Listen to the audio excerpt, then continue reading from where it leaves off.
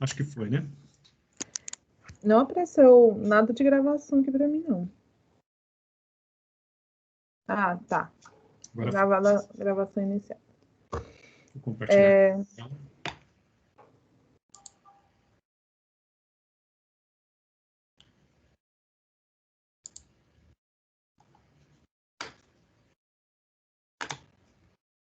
Apareceu aí o slide?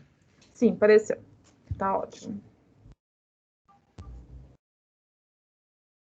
Posso começar? Pode, fica à vontade. Olá, pessoal. A gente vai falar sobre benefícios aos empregados, IAS 19 e CPC 33. Os alunos são Cleidinara Ribeiro, eu e o Roberto Vilela. Disciplina Contabilidade Societária, docente João Marcos.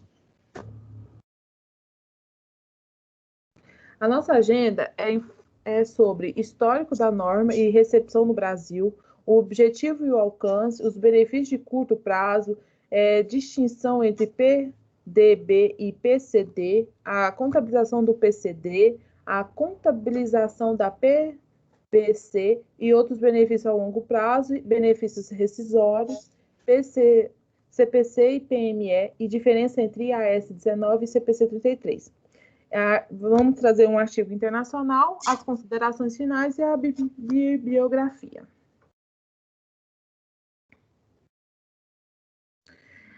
Nesse histórico, o CPC é uma tradução da IAS 19, versão de 2019, e tem uma versão que foi vista por último em 2013. Ela tem uma abrangência muito grande, praticamente mundial. O Brasil adquiriu a norma aplicando a IFRS, considerando que as nossas empresas estão cada vez mais globalizadas, atuando em diversas áreas vários setores ao redor do mundo. No Brasil, há um tempo atrás, tinha a CVM 371, que era uma versão antiga, a IAS 19, que nem era atualizada, que nem era atualizada e que algumas empresas nem praticavam essa CVM. Mas o Brasil adotou a norma IFRS em 2010, que é a publicação da liberação da CVM 600. E a versão que a gente considera hoje é a revisada em 2013, que foi publicada, tornando obrigatório para as empresas de capital aberto e as empresas de grande porte. A partir de janeiro de 2013, a publicação da deliberação CVM 695. Então, o histórico também tem uma lei, a 11.638 de 2007, que todas as companhias abertas ou de grande porte são obrigadas a praticar o CPC 33. Então, esse é o histórico, e em 2009 a 2021 teve outras pequenas alterações. Pode passar, por favor.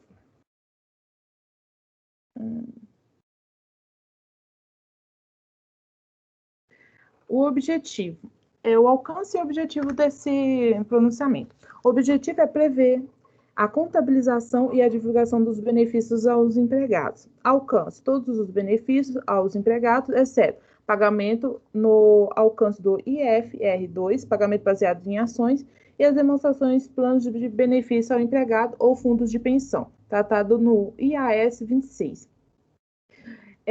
O CPC 33, benefícios aos empregados, se aplica na contabilização de todos os benefícios a empregados, exceto baseado em ações, que é pelo CPC 10. Benefício ao empregado é uma troca de serviço entre a empresa e o empregador. Pode trocar. Se eu puder só complementar um pouquinho, Cleidinara, aqui, a respeito do objetivo da norma, né? Primeiro, boa tarde aí, não falei boa tarde para o pessoal, boa tarde a todos.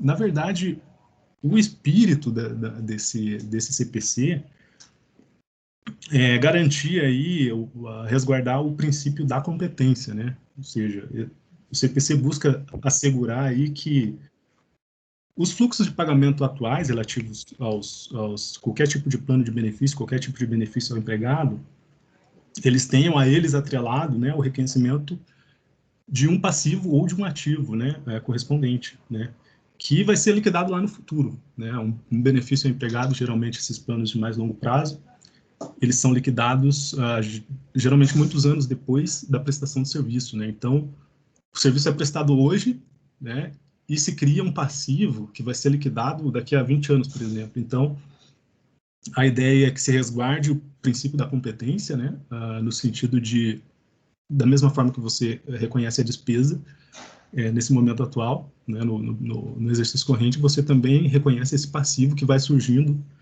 de acordo com a prestação de serviço aí do empregado, né? Então, era só isso que eu queria complementar aí. O objetivo é... Pode passar, por favor? Aí o alcance, ainda estamos no alcance no objetivo. O alcance inclui planos formais com empregados, grupo ou representante, fornecido por requisito, legislação ou acordos industriais, práticas informais que dão origem a uma obrigação presumida. Essa prática informal e que dão origem a uma obrigação presumida, o CPC 33 ele informa sobre essas práticas constitutivas, informando que a empresa deve observar a norma para o arranjo formal e os arranjos informais de benefício, podendo haver tratamentos contratos de gaveta, benefícios que foram concedidos por ordem judicial, benefício de invalidez, renda vitalícia sendo pagas para viúvas de fundo de colaborador. É bastante coisa que não faz parte do programa, mas a empresa, de alguma forma, tem a obrigação de conceder. Aí temos os benefícios aos empregados, inclui benefícios de curto prazo, benefícios de pós-emprego, outros benefícios de longo prazo, benefícios rescisórios, dependentes e fornecidos diretamente ou por meio de seguradoras. Eu vou dar alguns exemplos sobre esses benefícios, mas a gente vai falar mais deles a partir da apresentação. O benefício de curto prazo, desculpa, impacta mais a despesa, pois essas obrigações encerram no ano. Benefícios de curto prazo são exemplos: salário, contribuição previdenciária, férias, 13º. Benefícios de pós-emprego, o empregado tem direito depois da rescisão com a empresa. Benefício ao longo prazo é benefício de invalidez de longo prazo, benefício por tempo de serviço, tipo jubileu. E tem outras, né? Tipo, de 15 anos você tem a empresa te dá uma gratificação, né? Depois de 50 anos, e assim vai. Benefícios por desligamento. Exemplos são benefícios pagos por reestruturação da empresa, demissão voluntária. Aí os empregados são de regime integrado, meio periódico, permanente, ocasional, temporário, inclui diretor de outros de pessoal da administração.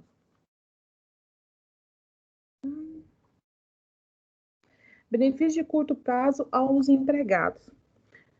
Benefício monetário ou não, cuja expectativa de quem seja liquidado integralmente até 12 meses, é o ano fiscal, após o período do relatório. Ordenado, salário, contribuição, férias e assistência médica. Regras gerais. Conhecimento do valor não contado dos benefícios de curto prazo que se esperam que sejam pagos em troca de serviço. Isso é a contabilização, debita despesa e crédito passivo acumulado. Isso aí é o básico para a contabilização da folha de pagamento. Ausência remunerada de curto prazo.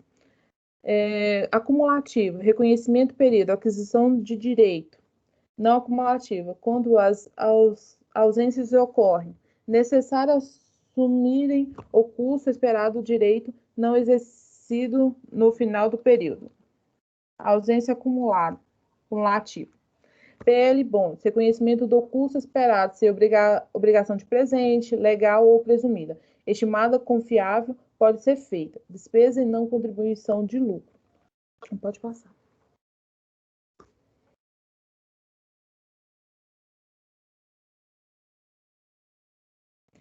Acho que você passou um... Ah, não, tá certo. Não, aqui mesmo. Na verdade, aqui a gente sai aí mais dos benefícios de curto prazo aí que a Cleidinara trouxe, né, e a gente passa a verificar aí a contabilização e o reconhecimento desses benefícios pós-emprego, que são benefícios de mais longo prazo, né? A gente viu que benefício de curto prazo, as férias, que a Cledinara acabou de falar, férias, 13º, folha de pagamento em geral, o reconhecimento ocorre uma despesa contra passivo, né? E isso ocorre de forma não descontada, né? Não é necessário nenhum tipo de cálculo atuarial, é uma contabilização bastante simples, né? Aquela clássica contabilização em que a gente faz as provisões, né, ali das férias, faz a provisão de todos os benefícios que são necessários, né? E aqui a gente passa para uma contabilização um pouquinho mais elaborada, né? A gente vai falar um pouco dos benefícios pós-empregos, então, primeiro a gente vai fazer uma distinção aqui entre o PCD e o PBD, né? PCD, o que seria, né? Plano de contribuição definida, e o PBD, o plano de benefício definido. Então, primeiramente a definição, né? O que seria esses benefícios pós-empregos? Acordos formais ou informais, né, nos quais uma entidade concede benefícios pós-emprego a um ou mais empregados, né? Por exemplo, né, proventos de aposentadoria, pensões, seguros, né, assistência médica mesmo, pós-emprego. E a norma traz essas duas modalidades, de forma geral, né? Na verdade, na realidade econômica das empresas, existem outras, né? Por exemplo, existem planos híbridos, né, que não são tratados na norma. A norma tem uma certa lacuna com relação a alguns tipos de plano, mas, de forma geral, ela traz esses dois planos, né? O plano de contribuição definida e o plano de benefício definido. E os nomes são, de certa forma, um pouco autoexplicativos, assim, né? O plano de contribuição definida, quais são as características? Basicamente, se define a contribuição, né, no momento em que se estabelece esse plano. E não se define qual vai ser o nível de benefício do empregado lá na frente, né, depois aí da aposentadoria. Então, o que acontece? Ocorre que a obrigação da empresa acaba sendo limitada apenas ao valor da contribuição ao fundo, né? Veja, como eu não sou obrigado a garantir um valor definido de benefício lá, depois que o empregado se aposentar, então a minha obrigação está limitada apenas ao valor da contribuição ao fundo, né? Esse valor que é pactuado com a empresa pelo empregado ou pelo conjunto de empregados. Veja só que os valores dos benefícios pós-emprego, eles contam com a contribuição da entidade e do empregado em alguns casos, né? E contam também com retornos de investimento desses fundos, ou seja, ao longo do tempo a empresa vai fazendo um fundo, né, com essas contribuições, às vezes com contribuições inclusive do empregado, e espera-se que esses fundos sejam aplicados, né, no mercado financeiro e que haja um retorno desses investimentos para que todo esse montante possa cobrir aí o pagamento dos benefícios lá no futuro. Aqui, os riscos atuariais e investimentos recaem sobre o empregado, ou seja, a empresa acaba que não assume esse risco de investimento, né, e esse risco atuarial.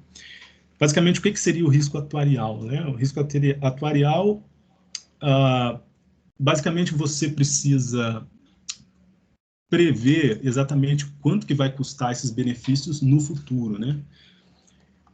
E essa previsão, ela inclui premissas atuariais, ou seja, você tem que fazer estimativas a respeito, por exemplo, da taxa de mortalidade, né? Taxa de crescimento de salários, por exemplo. São diversas estimativas, custos médicos, né? Que são arriscadas. Por quê? Porque não se sabe, por exemplo, o quanto um empregado vai viver, né? É uma premissa básica, né? Não se sabe quanto o cara vai viver. Então, os riscos nessa estimativa são bastante altos, assim, os riscos de erro. Então, esse risco atuarial de investimento recai, nesse caso, sobre o empregado. Por quê? Porque o empregado, ele vai depender basicamente aí das contribuições, né, que a empresa fizer e que ele fizer, e do rendimento disso, né, o quanto isso vai gerar para ele. A empresa não garante um benefício. que, ao contrário dos planos de benefício definido, né? O PBD. Então, nos PBDs, a obrigação de fornecer os benefícios já são pactuados previamente, ou seja, o valor do benefício ele é definido já antes, né? Então, ocorre que os riscos atuariais e os riscos de investimento, eles recaem sobre a entidade, ou seja, a entidade vai ter que garantir um certo nível de benefício, né? Então, por exemplo, se há mudanças nas premissas atuariais que a empresa estimou que seriam aplicáveis, né? Por exemplo, eu estimei que a vida média do meu empregado seria de tantos anos, mas na realidade ela foi de, sei lá, de 10% a mais, né? Então, isso vai custar para ela um tempo a mais, né, bancando os benefícios, e esse risco recai sobre a própria empresa, né? Inclusive os riscos de investimento também, por exemplo, se a empresa espera que o fundo ele vai render certo valor, né, e acaba acontecendo aí algum tipo de depressão econômica ou algo parecido, que diminua, né, o rendimento desse fundo, esse risco cai sobre a entidade. Então, o que acontece? Há aí essa diferença fundamental, né, dos riscos, quem assume os riscos em cada tipo de plano de contribuição. Aí.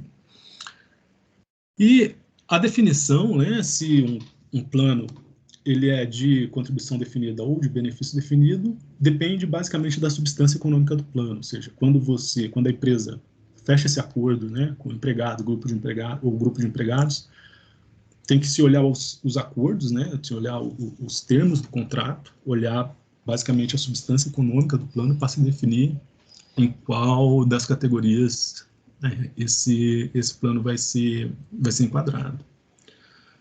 Bom, um exemplo clássico aqui de PCD e PBD, o pessoal que é do Serviço Público Federal aí deve conhecer bem, né, o plano próprio dos servidores públicos e a FUNPRESP, né. O pessoal aí foi obrigado aí a optar por entre um e outro, né, algum tempo atrás. E a FUNPRESP é basicamente o quê? O governo entra com uma contribuição mensal, né, basicamente se define isso, e o empregado também entra com essa contribuição mensal. Isso vai formar um fundo que vai gerar ali um montante no futuro, e o benefício que o empregado vai receber lá na frente é basicamente o resultado desse fundo, né? Ao contrário do regime próprio dos servidores, em que alguns servidores já de partida saíram lá atrás, né, principalmente servidores mais antigos, já de partida saíram com a garantia de benefício integral, né? Você se aposenta com salário integral, então o benefício já é definido. E o risco disso, né, recai sobre o próprio governo, né? A gente vê aí nas notícias os déficits recorrentes aí da previdência dos servidores públicos, justamente por conta desse benefício que já é definido, né? E esse risco que cai aí sobre o governo. Eu quero complementar um pouco Fica à vontade, Regina. Uma que, como o aumento da tecnologia, está meio difícil mensurar quanto um funcionário vai viver. E outra, eu estou doida para ir para o assistente federal, né? Para ver se eu consigo aposentar, porque tá difícil. Ó, vou complementar um pouco sobre os benefícios.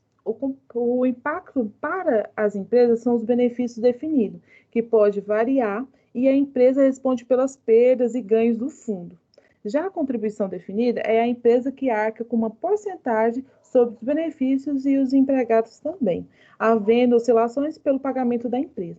O impacto de uma má gestão aos fundos é muito prejudicial, pois se a empresa optar por benefício definido e que se vai oscilar o pagamento, o colaborador pode ficar prejudicado ou receber ótimos benefícios, igual o Ricardo falou.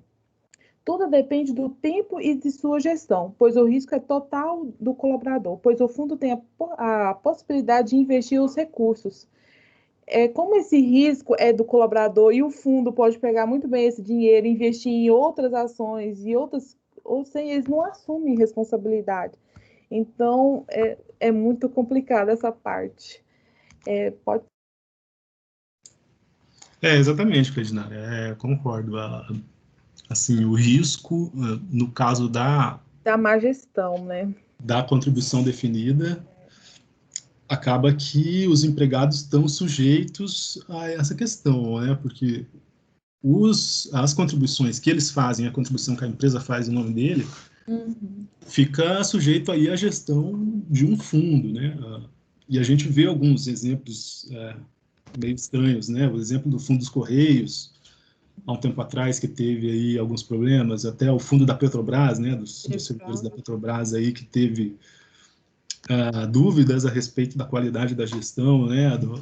Até do direcionamento desses recursos para fins que não eram exatamente aí do benefício dos empregados, né? Então, de fato, existem esses riscos aí na gestão do fundo, bem colocado. Porque vai que o fundo simplesmente pega o dinheiro, faz umas coisas que nem pode, e quem sofre é o empregado, que ao longo dos anos todos colocou lá seu dinheirinho que nem dava para comprar um saco de arroz e o fundo faz uma má gestão. Então, o risco não é das duas pontas, é apenas de uma, que é do É, contribuinte. vamos para frente. Então, ainda dentro dessa distinção, né, entre os tipos de plano de benefícios que a norma traz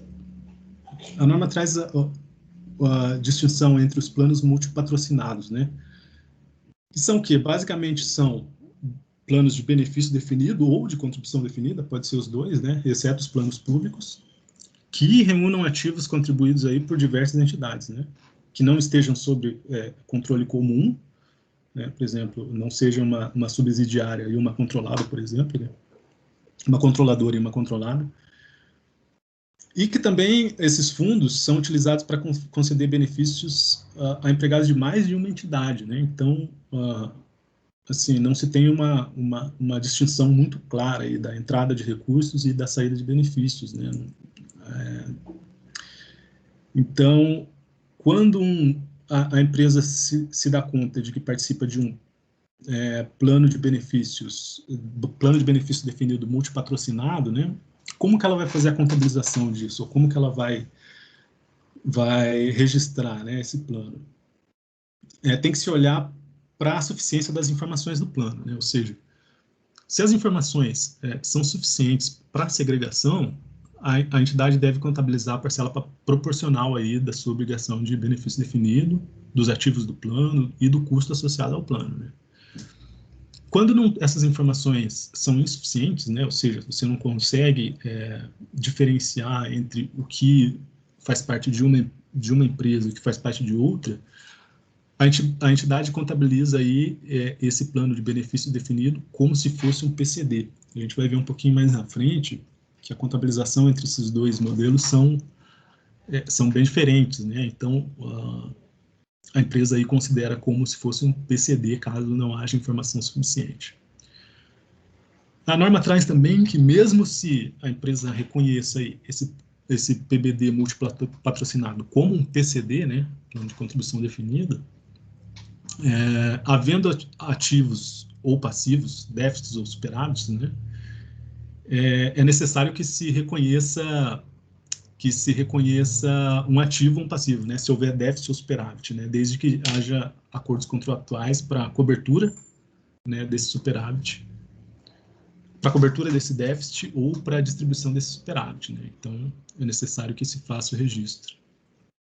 Aí a norma também traz da definição de planos públicos, né? Basicamente são planos aí definidos por lei, né, para cobrir todas as entidades, né, que são operados aí por um governo nacional ou local. Eles são contabilizados da mesma forma que os multipatrocinados, ou seja, depende aí da quantidade de informação suficiente, né, se é possível você segregar ou não essas informações.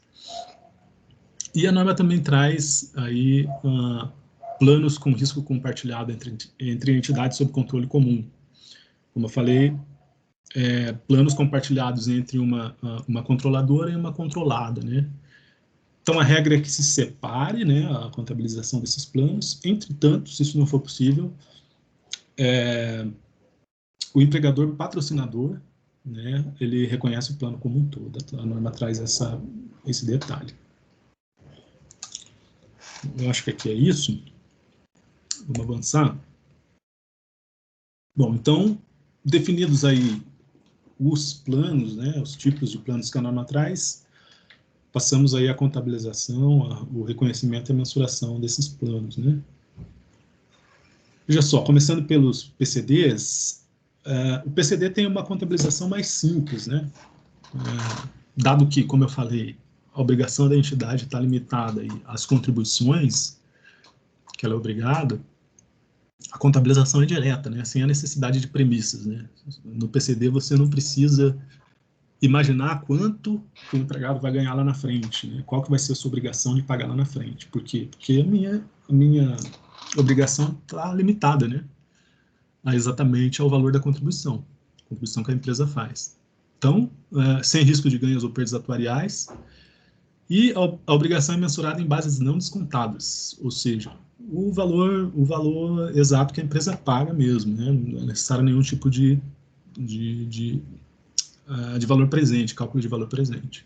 Salvo quando se espera liquidar essas contribuições feitas pela empresa após 12 meses, aí é necessário utilizar a taxa aí de desconto. Reconhecimento e mensuração, da mesma forma que lá nos benefícios de curto prazo, né? Uma despesa contra um passivo, né? E a despesa aí, salvo se houver autorização para ativar, né? Por exemplo, o pessoal aí apresentou a norma a respeito do imobilizado, né? Então, ali naquela norma, o IASB autoriza que se ative, né, algumas despesas que se tenha com empregados no imobilizado. Então, salvo essas autorizações, a regra é que se vá direto para a despesa. O valor é o valor da contribuição a pagar estabelecida aí no plano contrato, né? Então, como eu falei, quando se espera que sejam liquidadas essas contribuições depois de 12 meses, é necessário o desconto desse valor, né, trazer o valor presente.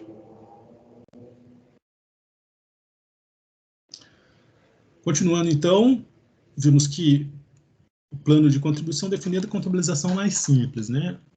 Em contraste, o plano de benefícios definido tem uma contabilização bem mais complexa, né? Por quê? Porque eu não digo nem a contabilização em si, né, mas sim a definição dos valores, né, que serão reconhecidos aí nas demonstrações financeiras. Por quê? Porque é necessária a utilização de premissas para o cálculo da obrigação e da despesa, né? E essa obrigação aí do plano definido, do plano de benefício definido, ela é mensurada em bases descontadas, né?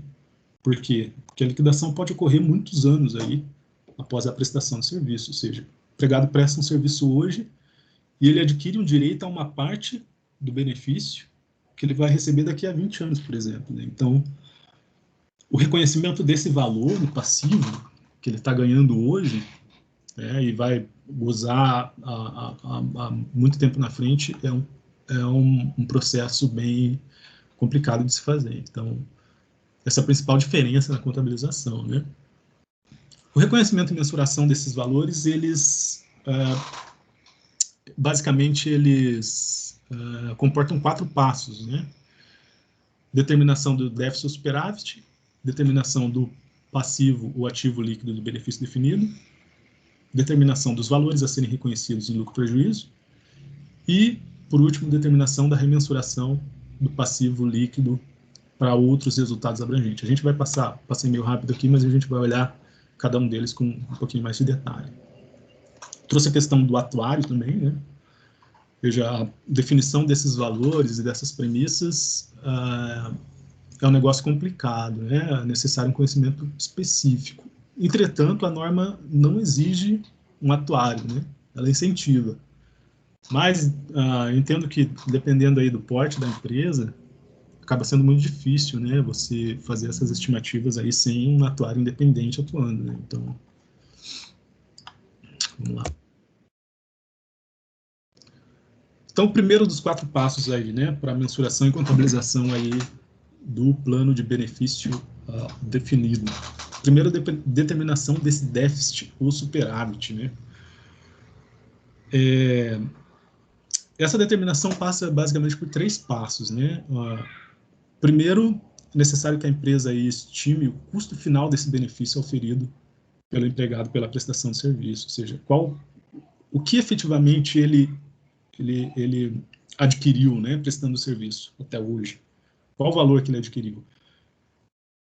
Para mensurar esse direito que o empregado adquiriu, mas ainda não pode usar dele, vai usar só na aposentadoria, é necessário uma técnica atuarial. E a norma fixa, né, diz que essa técnica é o método da unidade de crédito projetada. Então, também é necessário que se estime o custo do benefício auferido para o período corrente e para os períodos anteriores, né? Esse custo para o período corrente a gente vai ver mais na frente que ele vai para o resultado, né? Demanda premissas atuariais estimativas aí sobre variáveis demográficas, por exemplo, rotatividade, mortalidade, sinistralidade, né? E variáveis financeiras, né? Aumento de salários, custos médicos. E as premissas têm que ser imparciais, né? Segundo a norma. Ou seja, premissas não imprudentes, mas também não podem ser excessivamente conservadoras, né? Então, estimado esse custo, passa-se a descontar ele a trazer valor presente, né? Saber quanto custa essa obrigação hoje, né? Tirar aí a questão do dinheiro no tempo. Então, determina-se o valor presente da obrigação de benefício definido, basicamente, que vai gerar ali o passivo, e do custo do serviço corrente, que vai gerar a despesa relativa ao período corrente. Para isso, usa-se uma taxa de desconto, tá? Que tem um efeito significativo. E, segundo a norma, ela tem que ser baseada aí em títulos de dívida corporativa de alta qualidade, né? Se não houver um mercado ativo para isso, né? Um mercado corporativo de dívida corporativa, pode-se utilizar aí a taxa dos títulos do Tesouro. Terceiro passo, deduz-se o valor justo de quaisquer ativos do valor presente calculado aí no passo 2, ou seja, basicamente, né, você apura qual o seu passivo, você apura qual o valor justo dos seus ativos do plano, por exemplo, considera, por exemplo, o valor ativo do plano considera, por exemplo, as contribuições que a empresa e o empregado vai fazer ao longo do tempo, né? Ou direitos de restituições que se tenha, né? Então, são ativos desse plano. Então, você mensura ativo, mensura o passivo e deduz um do outro para determinar aí o seu déficit ou superávit. Segundo passo, né? Tendo esse valor de déficit superávit definido, passa-se a apurar o valor do ativo líquido de benefício definido. Basicamente, esse passo é ajustar, né, caso seja apurado um superávit, um ativo, né, de benefício definido, ajusta-se esse superávit pela limitação do teto do ativo, né? Então, teto do ativo, basicamente, o valor presente aí de quaisquer benefícios econômicos disponíveis na forma de restituição do plano, né, ou de reduções nas contribuições futuras, ou seja, são direitos, né, direitos que se espera ter. E eu vou falar um pouquinho mais na frente sobre a FIC 14. Esses ativos, eles são limitados aí a direitos que são realizáveis, né? Por isso que se coloca restituições e reduções nas contribuições futuras.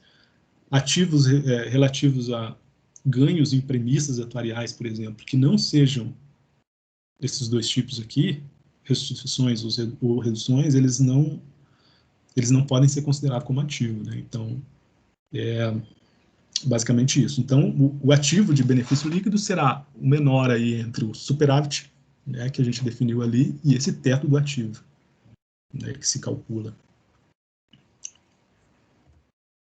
Bom, o segundo passo é isso, a gente passa para o terceiro passo. O terceiro passo, né, determinação aí dos valores a serem reconhecidos em lucro ou prejuízo. Então, o que passa pelo resultado do exercício, né? O custo do serviço corrente, que é basicamente o aumento desse valor presente, né, da minha obrigação, que eu calculo, que é atribuível ao período corrente, né, ao serviço prestado no período corrente. O custo de serviço passado, né, o custo de serviço passado é quando há uma variação aí nesse valor presente da obrigação, que é resultante de alteração em algum plano, ou de uma redução de benefícios, né? Então, se você reduz benefício lá na frente, isso tem ligação com o serviço que já foi prestado, né? Então, não necessariamente essa redução de benefícios ou alteração do plano está ligado ao serviço que está sendo prestado hoje. Então, essas alterações também, segundo a norma, passam pelos resultados do exercício, né? Ganhos ou perdas em liquidações, né? Aqui, quando existe algum tipo de liquidação do plano, ou seja, uma empresa decide, por exemplo, extinguir toda uma parte de sua operação, né? Então, todos aqueles empregados relativos àquela parte da operação serão dispensados, né? Então, você liquida uma parte de todo o seu PBD, né? O ganho ou perda aí vem da diferença aí entre a minha obrigação que eu tenho registrada relativa a essa extinção e o preço que eu de liquidação, né? Então, essa diferença gera um ganho ou perda que passa pelo exercício, pelo resultado do período também. E os juros líquidos sobre o ativo ou passivo aí de líquido de benefício definido, a gente vai ver daqui a pouco, que é basicamente a multiplicação da taxa de desconto, né, determinada aí, aquela taxa de títulos corporativos que a gente falou agora há pouco, sobre o meu ativo ou o meu passivo líquido de benefício, gerando aí uma despesa ou uma receita. Então, tem que haver o reconhecimento desses juros líquidos periodicamente. Para frente, quarto passo, determinação das remensurações aí do passivo do ativo para outros resultados abrangentes. Então, o que acontece? A norma não prevê que, se eu tiver ganhos e perdas atuariais, isso passe pelo resultado, diretamente pelo resultado do exercício, né? Ganhos e perdas atuariais que vêm de aumentos ou redução no valor presente devido a mudanças em premissas, né? Por exemplo, eu prevejo que a rotatividade futura vai mudar, ou eu prevejo que a mortalidade dos meus empregados ela vai ser maior, né? Eu previa que a mortalidade era uma, a mortalidade vai ser outra. Então, teoricamente, eu tenho um ganho, né? Teoricamente, eu tenho um ganho aí nesse plano. Então, isso a norma não admite que se passe pelo resultado, né? Ganhos que venham de premissas. Isso vai para outros resultados abrangentes, né? Retorno sobre ativos do plano, né? Qualquer tipo de retorno sobre ativo, exceto aqueles valores que a gente falou agora há pouco, que é os juros líquidos, né? Que passa pelo resultado, exceto eles, qualquer outro tipo de retorno sobre os ativos vai para outros resultados abrangentes também. E mudanças no efeito aí do teto do ativo, algumas alterações relativas ao teto do ativo também passam aí pelos outros resultados abrangentes e não se admite que se passa pelo resultado do período. Então, em resumo, né, contabilização do PBD tem diversos detalhes, né? Aqui a gente tenta trazer uma visão mais por cima, né, mais geral. Basicamente, na adoção inicial, né, se uma empresa adota um plano hoje de benefício definido, ela não tem nenhum, teoricamente, não tem nenhum passivo ainda, né? O empregado vai começar a adquirir os seus benefícios agora, né? Vai começar a prestar o serviço e adquirir os seus benefícios a partir de agora. Então, não há registro aí de nenhum tipo de passivo, né? Na adoção inicial, direto, assim, o passivo a pagar, na verdade, mas vai direto para resultado, né? Despesa. Aí, nessas reavaliações atuariais, né? Anuais, geralmente, o que acontece? Pode ter diferenças aí, né? Na apuração desse meu passivo, como a gente falou, por mudanças de premissas atuariais, por exemplo, né? Então, convencionalmente, o que acontece? Isso vai para outros resultados abrangentes, né? Ou para resultado, como eu falei, no caso de ajustes de um plano de benefício definido, né? Você muda você muda a extensão dos benefícios, por exemplo. Aí isso se refere a custo de serviço passado, então passa pelo resultado. E o reconhecimento ao longo do exercício seguinte, basicamente, aquilo que se prevê, né, na reavaliação atuarial, que será reconhecido como relacionado à prestação do serviço corrente, isso também vai para o resultado, né? Passa convencionalmente pelo resultado e um passivo a pagar. Então, basicamente, um resumo da contabilização de um PBD seria esse aí. Ok, vamos falar um pouco sobre o IFRIC 14, aí o professor também trouxe, né? O IFRIC 14, basicamente, ele visa tratar essa questão do ativo de benefício, né? Então, ele tenta responder basicamente 3 questões, né? Primeiro, quando as restituições ou reduções nas contribuições futuras, como a gente falou, devem ser reconhecidas aí como disponíveis, né? A gente falou que não é qualquer tipo de ganho, né, que pode ser considerado como um ativo, né? Então, tem que ser ou uma redução, uma restituição, seja provável, ou uma redução nas contribuições futuras, ou seja, são ativos mais realizáveis, né? Então, a IFRIC 14 tenta trazer luz a essas questões, né? Como definir isso. Ela trata também de como um requisito de custeio mínimo pode afetar a disponibilidade de redução nas contribuições futuras e quando um requisito de custeio, fund mínimo, pode originar um passivo. Esse requisito de custeio, basicamente, é quando alguma norma ou quando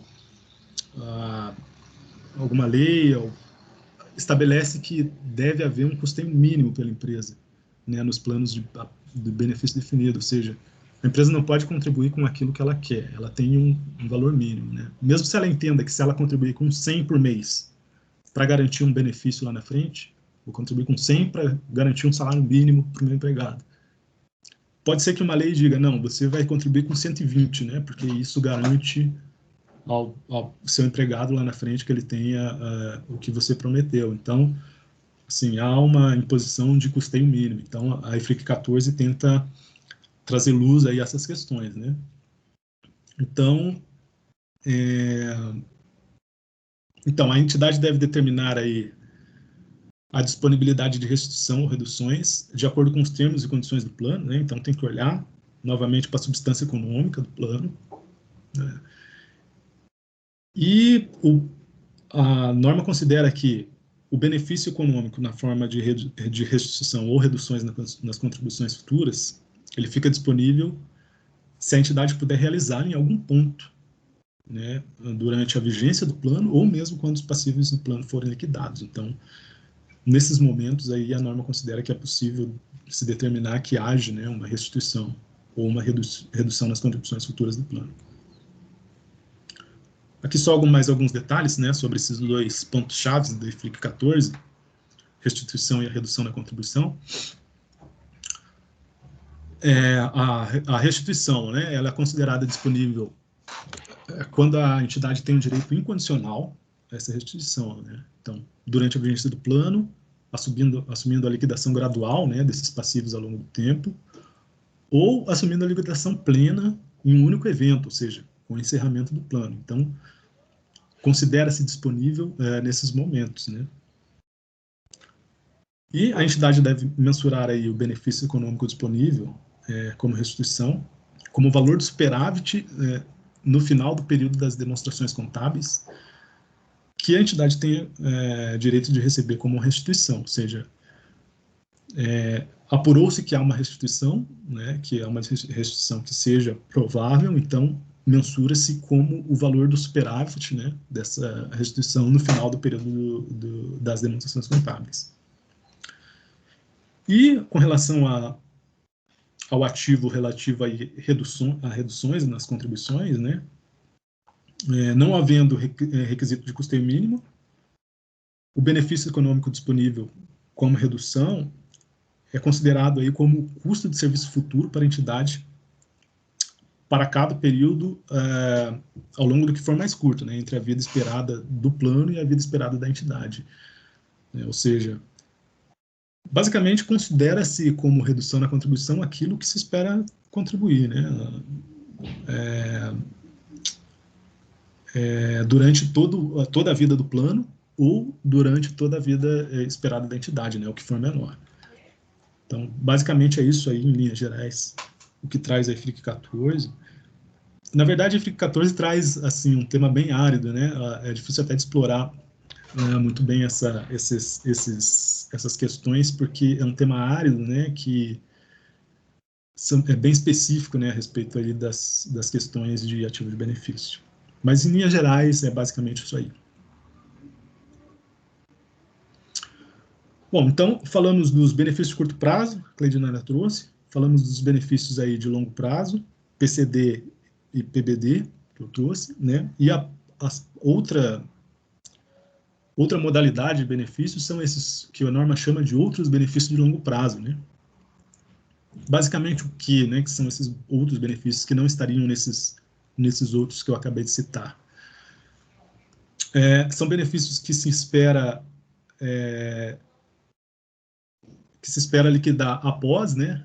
Não, em até 12 meses após o final do período de relatório em que os empregados prestam serviços, né? E que são referentes a ausências remuneradas de longo prazo, licença sabática, outros benefícios aí por tempo de serviço, benefícios por invalidez, participação nos lucros e bônus. Eu acho que tá aqui a gente até trouxe errado, né? Ah, tá. Benefícios que não se esperam que sejam liquidados integralmente em até 12 meses, ou seja, de longo prazo, né? Além dos 12 meses. Tá certo ali.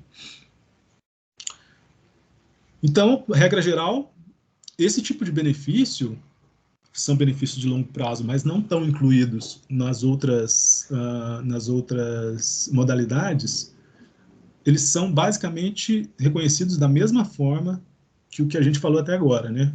Relativos ao plano de benefícios definidos. Salvo aí a questão de remensurações e ganhos atuariais, que não passam, né, por outros resultados abrangentes, vai direto para o resultado do exercício. Então, não se considera outros resultados abrangentes para mensuração desses outros benefícios de longo prazo, né? Bom, benefícios rescisórios. A Cleidinara vai falar um pouquinho a respeito desse tema aí para vocês. Ok, obrigada. Benefício rescisório. Mensuração e a contabilização sobre eles.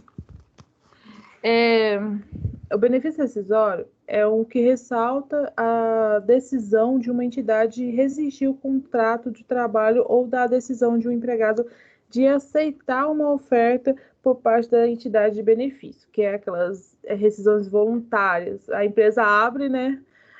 Bora, a gente vai ter 5 mil de rescisão. Quem quer? Bem voluntário, né? Não inclui benefícios decorrentes da rescisão a pedido. Configurados, em regra, pela diferenciação, a maioria desses benefícios oferecidos, no caso de rescisão e pedido e o benefício referido na decisão por iniciativa da empresa. A entidade reconhecerá um passivo e uma despesa. Igualzinho na rescisão, é normal quando uma empresa, igualzinho a construção civil, arruma uma rescisão, porque como a gente tem muito empregados na construção civil, quando uma obra acaba, vem aquela pilha de rescisão. Nossa, eu já cansei de lançar rescisão nesse de construção civil. Ofertado em 12 meses, né? Então, o prazo é 12 meses para pagar todos os benefícios. Depois da rescisão, tem aqueles 10 dias que você paga por funcionário. A mensuração, expectativa de liquidez é de 12 meses, menos requisitos de benefício de curto prazo, e expectativa de liquidação em mais de 12 meses, mesmo requisito dos outros benefícios de longo prazo. A contabilização é básica, né? Ativo e despesas em todos como fala que tem lá de dar rescisão, esqueci. Salário, 13º, benefícios, todos são despesas Passivo e despesas. Pode trocar? É interessante falar aqui também, o Cleidinara, que a definição entre ser um benefício rescisório e ser um benefício qualquer outro, né, de longo prazo, está no fato gerador, né, disso. O fato, assim, se o fato gerador do benefício é decorrente da prestação de serviço, a aposentadoria, por exemplo, o cara presta serviço por um tempo e ele adquire o benefício da aposentadoria, né? Então, isso vai ser um plano de benefício definido, isso vai ser um outro benefício, né, que se reconhece ao longo do tempo. O benefício rescisório, na verdade, o fato gerador é a decisão ou da entidade ou do empregado, né, de cortar ali aquele vínculo. Então, só para acrescentar aí que essa seria aí a principal diferença entre o benefício rescisório e outros benefícios aí que a gente falou até agora. Pode passar, por favor. Agora vamos falar sobre as divulgações. Regra geral, a entidade deve divulgar informações que expliquem a característica de seus planos de benefício definido e os seus riscos. Como tem benefício, também há risco a eles associados. Natureza do benefício, descrição da estrutura regulatória, responsabilidade de governança e do plano. Identifique e explique os valores em suas demonstrações financeiras, resultando de seus planos de benefício definido. As notas explicativas, né? Tem que divulgar quais são os planos de benefício, qual que eles adquiriu, sobre os benefícios, as porcentagens sobre o plano de aposentadoria dos seus funcionários, dos seus colaboradores. Descrevem como seus planos de benefício definido podem afetar o valor, a época e a incerteza dos fluxos de caixa. Como estamos... tem mais... a sociedade está ficando mais velha e tendo menos crianças, menos jovens, acho que toda época, mês, ano, tem que atualizar esse cadastro. Desculpa. Essa incerteza do fluxo de caixa. Porque hoje um funcionário pode viver até os 99 anos, igualzinho o Príncipe Philips. Análise de sensibilidade para cada premissa atuarial significativa. Informações sobre a participação em planos multipatrocinais ou planos de benefícios que compartilham risco entre atividades sob controle comum. Pode passar. Essas aqui são um exemplo de divulgação que a gente pegou da Petrobras. Os saldos relativos ao benefício pós-empregos ser concedido a empregado estão representados o seguinte. Ricardo, essa divulgação é um anual. Não, tá aqui. Anual. 2020. Planos de assistência, tem todo detalhado. Plano não pactuado, nossa, está tudo detalhado. Então, as empresas são obrigadas a fazer os balanços dessa forma, atualizados e bem informativos. Não pode passar. Interessante notar aqui o montante, né, daqui do passivo aí da Petrobras, né, um valor bem representativo, né, 104 milhões aí. Realmente. As obrigações e despesas liquidadas atuariais calculadas por atuais independentes e valor justo dos ativos dos planos. Então, mais uma vez, as empresas são obrigadas a divulgar detalhadamente no seu plano de contas e também nas notas explicativas. Pode passar. As divulgações por exemplos. Ricardo, eu não estou enxergando nada.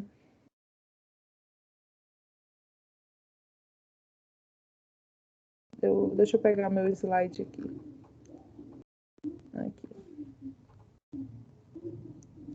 Desculpa, gente. É que eu não estou enxergando nem com óculos.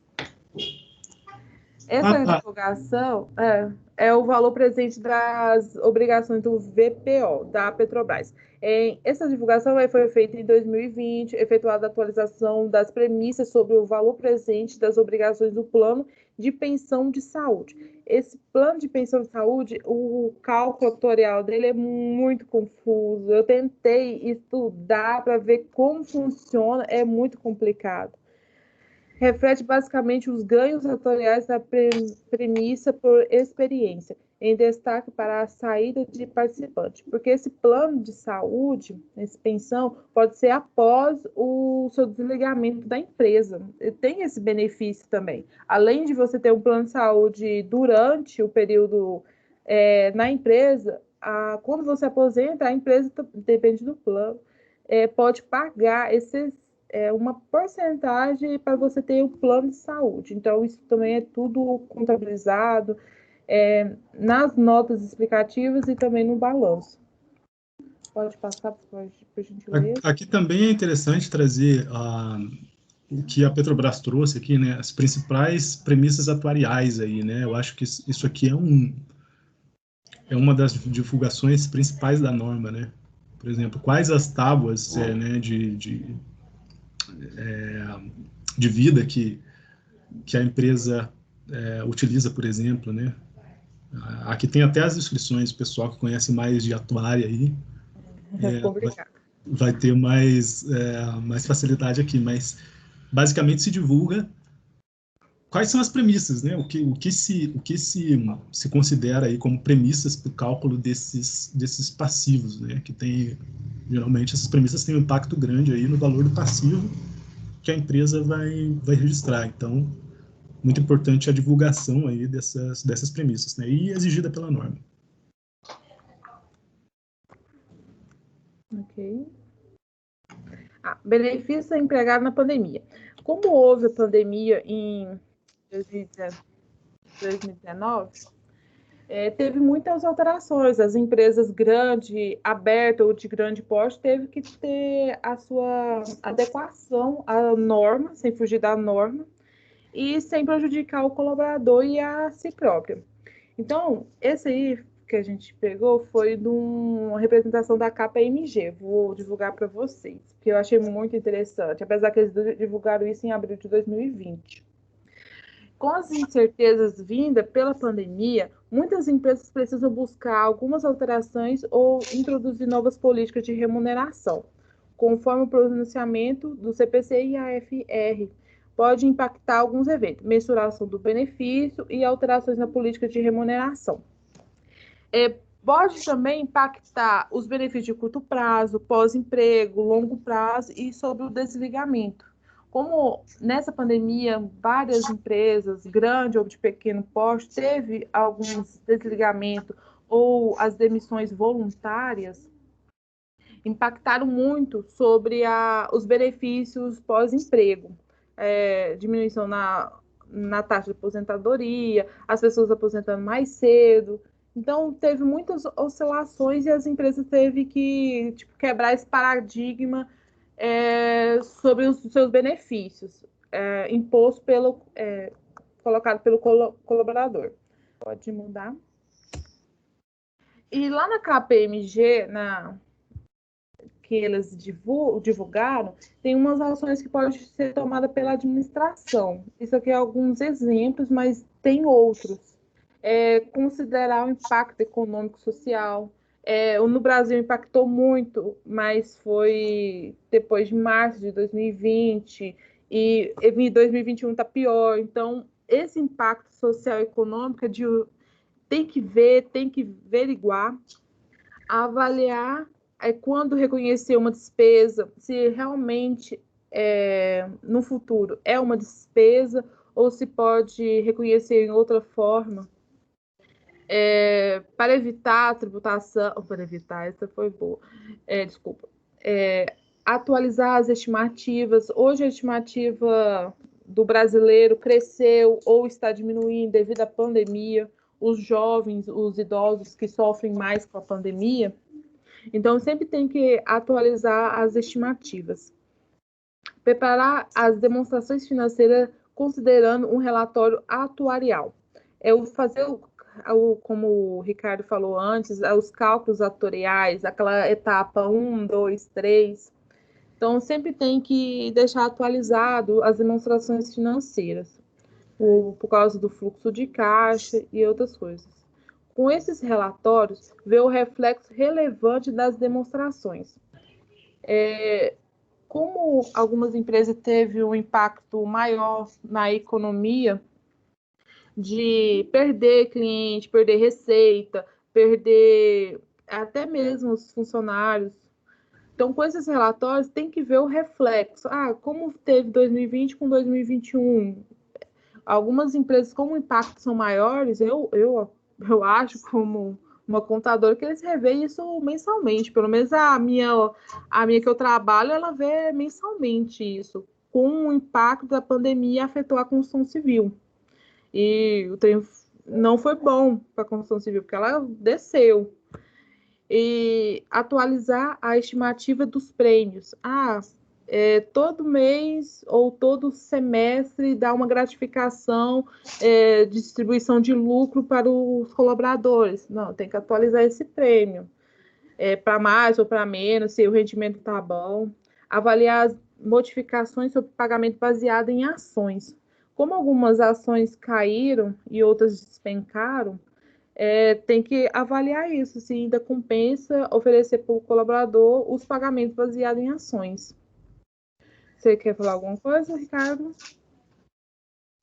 Não, tá de bom tamanho aí. Valeu. Pode trocar.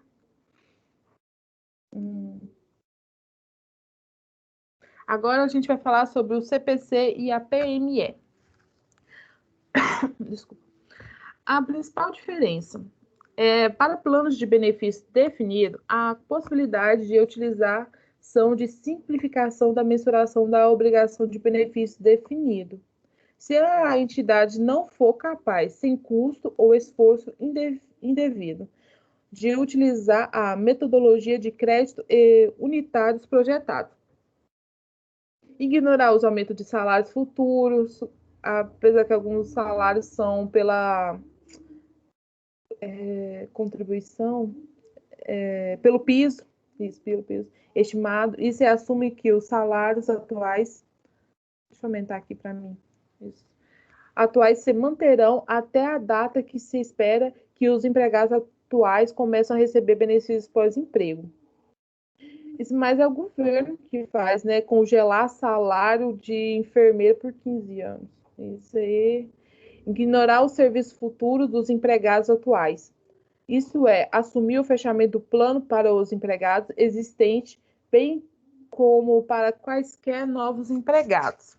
Ignorar possíveis mortalidade durante o período de serviço de empregado, atuais entre a data do balanço e a data em que se espera que os empregos começam a receber os benefícios pós-emprego.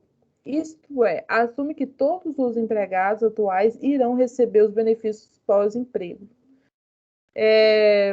A maior sem diferença relevante. Então, entre o CPC 33 e o IAS 19, sem diferenças relevantes. Não pode tocar. A gente trouxe um artigo, ele é internacional. O título: Discricionariedade na contabilização de pensões sobre o IAS 19, sendo o telescópio mágico. Não sei.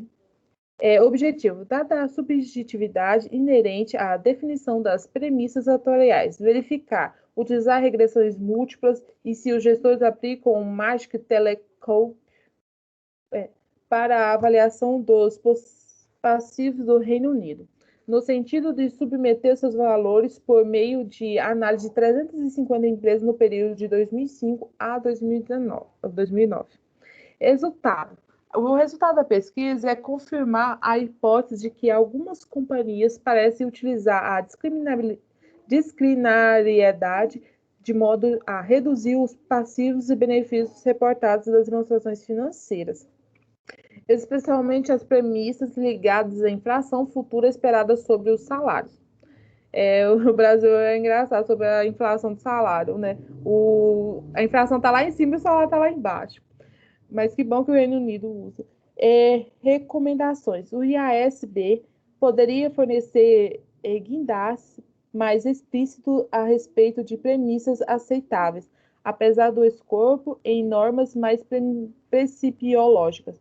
IASB deve encorajar as entidades a serem mais precisas nas justificativas das suas escolhas de premissa. A gente vai disponibilizar esse artigo para vocês. Esse artigo internacional. Esse artigo eu achei bem interessante, né? Eles usam esse termo, né, de Magic Telescope ou telescópio mágico, né? Teoricamente, um telescópio que faz grandes coisas parecerem pequenas, né? Make very big things appear very small. Ou seja, eles testam aí, né, como a Cleidina trouxe bem, as empresas utilizarem, né, essas premissas, né, essa subjetividade inerente às premissas, para diminuir o tamanho do passivo, né? E aí, o resultado principal é que eles confirmam, né, essa hipótese, ou seja, as empresas geralmente usam essas premissas aí no Reino Unido, pelo menos, para diminuir o tamanho do passivo, né? Eu achei bem interessante, a gente vai mandar para vocês esse artigo internacional aí para frente.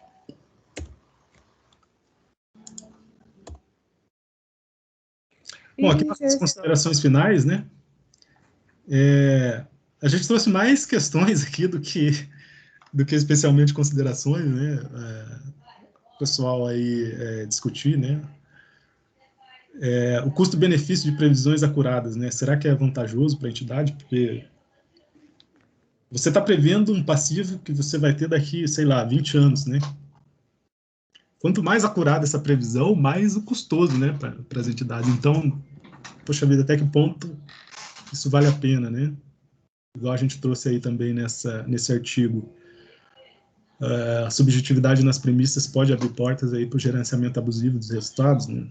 Essa questão da subjetividade, em você determinar qual que vai ser o crescimento do seu salário, né? Ou aí a taxa de mortalidade, né? Os sinistros, né? Quantas pessoas, por exemplo, dentro do teu plano vão ficar inválidas, né?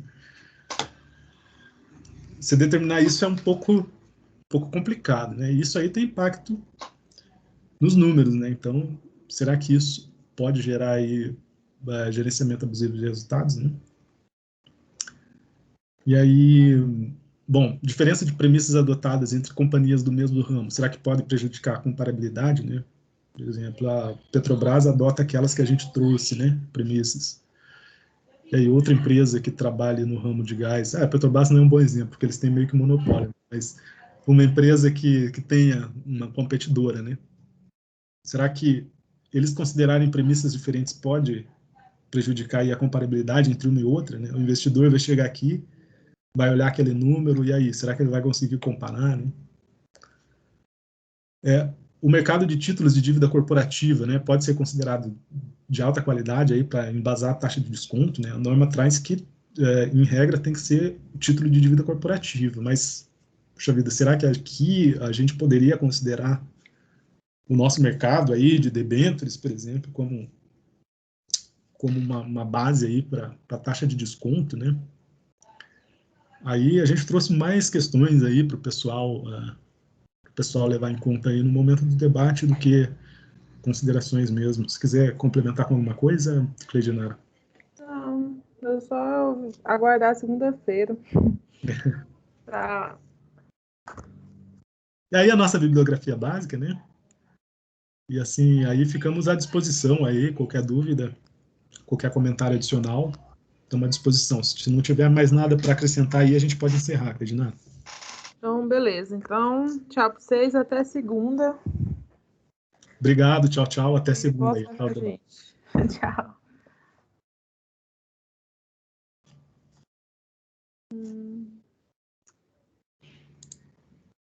Como é que eu paro aqui? Ai, filho, boa pergunta. Deixa eu parar aqui a gravação.